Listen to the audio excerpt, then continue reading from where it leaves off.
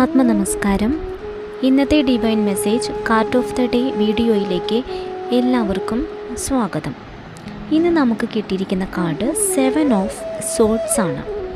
ഈ കാർഡ് എന്താണ് സൂചിപ്പിക്കുന്നതെന്ന് വെച്ചാൽ ചതി, ചില കാര്യങ്ങൾ മറച്ചു വയ്ക്കുക, വ്യക്തിപരമായിട്ടുള്ള അതിജീവനം, ഇതൊക്കെയാണ് ഈ കാർഡ് സൂചിപ്പിക്കുന്നത്. അതായത് ശരിക്കും പറഞ്ഞാൽ നിങ്ങൾ വിശ്വസിക്കുന്നതെല്ലാം ശരിക്കും വിശ്വസിക്കേണ്ടതല്ലാത്ത കാര്യങ്ങളാണ്. അത് ചിലപ്പോൾ ഒരു സാഹചര്യമായിരിക്കാം, ചിലപ്പോൾ ഒരാളായിരിക്കാം. അതൊന്നും നിങ്ങളുടെ വിശ്വാസം പൂർണ്ണമായി അർഹിക്കുന്ന ഒരു കാര്യമല്ല.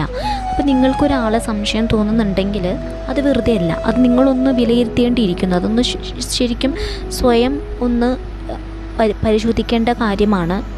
അവർ ശരിയാണോ, എങ്ങനെയാണ് വിശ്വസിക്കാമോ എന്നുള്ളതൊക്കെ.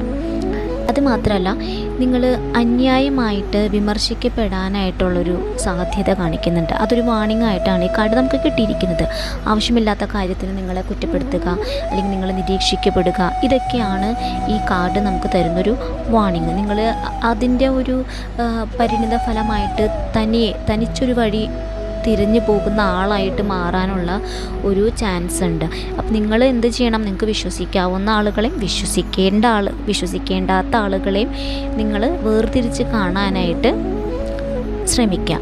അതുപോലെ ഇപ്പോൾ നിങ്ങളൊരു റിലേഷൻഷിപ്പിലൊക്കെ ആണെങ്കിൽ തന്നെ നിങ്ങളുടെ പരസ്പര വിശ്വാസം നഷ്ടപ്പെടുന്ന രീതിയിൽ നിങ്ങൾ പെരുമാറിയിട്ടുണ്ടാകും.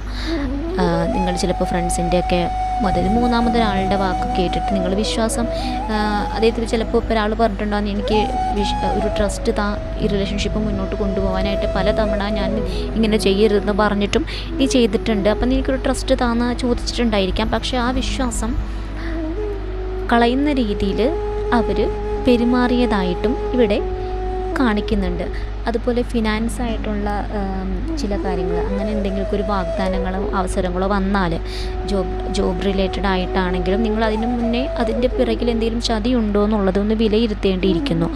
ആത്മീയമായിട്ട് പറയുകയാണെങ്കിൽ നിങ്ങൾ കുറച്ചുകൂടെ നിങ്ങളോട് തന്നെ സത്യസന്ധമാണോ എന്ന് ഇടയ്ക്കൊന്ന് ചോദിക്കുക, അതൊന്ന് വിലയിരുത്തുക. അപ്പോൾ നന്ദി.